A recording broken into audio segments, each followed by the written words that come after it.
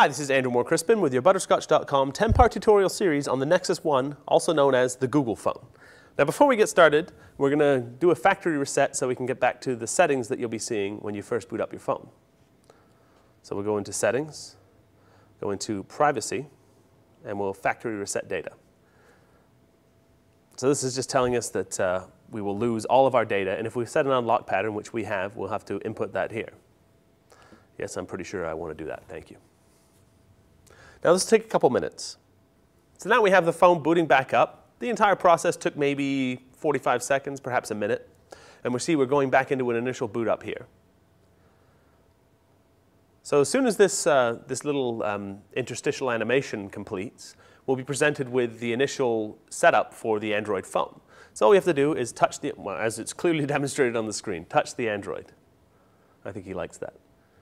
So now we can read this text. I don't like reading, so we'll just hit begin.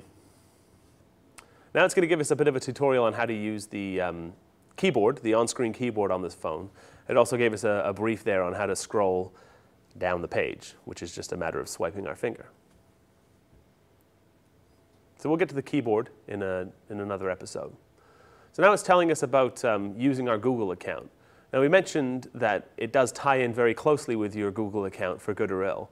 The good thing is, as soon as we sign in, we'll actually be presented with all of our contacts, as well as all of their phone numbers, email addresses. Our email address will be pre-configured on the phone, which is, makes it a lot easier.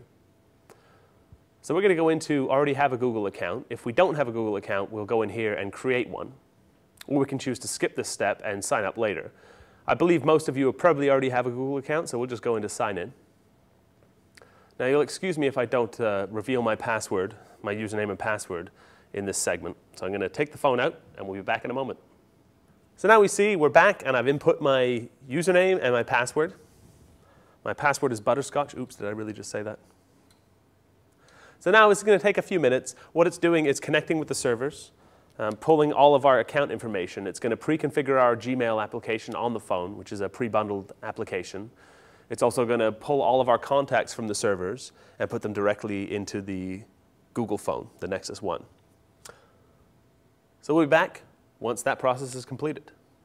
So now the Nexus One has gathered data from Google servers. The process took maybe, 10 seconds, and that's because we're actually on the Wi-Fi network here in the studio.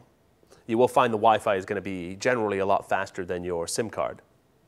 So here we are presented with some initial privacy questions. Do we want to allow Google's location service to collect anonymous location data?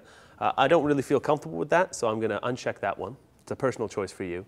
Now, use my location for Google search results and other Google services. This one's kind of a gray area. You will get much more valuable search results if you're just doing a quick voice search, which we'll get to in another tutorial in this series. It might be actually valuable to you to be able to just type in your search query and have the local results come up first. So we'll leave that one in this case.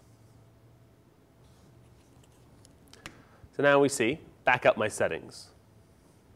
So this is an option to automatically back up all of our settings on Google servers. This is handy for backing up our Wi-Fi passwords, which if your Wi-Fi passwords are anything like mine, they are quite convoluted and a little bit hard to remember. So it's going to be a valuable service for you in that case.